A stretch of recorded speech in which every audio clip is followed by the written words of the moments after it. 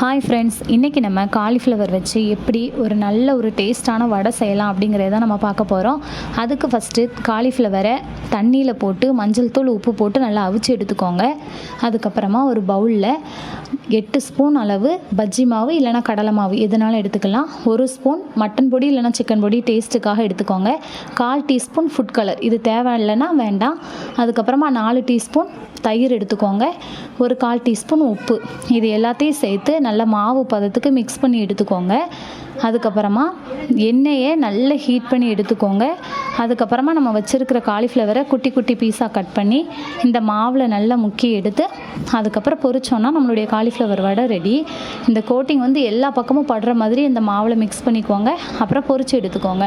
நல்லா திருப்பி திருப்பி போட்டு நல்லா பொரிச்சதுக்கப்புறமா ஒரு வடிகட்டியில் போட்டு எண்ணெயை நல்லா வடிகட்டி எடுத்துக்கோங்க. எனக்கு இவ்வளோ மாவு மிச்சம் இருந்துச்சு, அதனால் ஒரு சின்ன சைஸ் உருளைக்கிழங்க ஸ்லைஸாக கட் பண்ணி உருளைக்கிழங்கு பஜ்ஜியையும் போட்டுட்டேன். அவ்வளோதாங்க, நம்மளுடைய காலிஃப்ளவர் வடை ரெடி. இதை சுட சுட டீயோடு சேர்த்து சாப்பிடும்போது ரொம்ப டேஸ்ட்டாக இருக்கும். ட்ரை பண்ணி பாருங்கள்.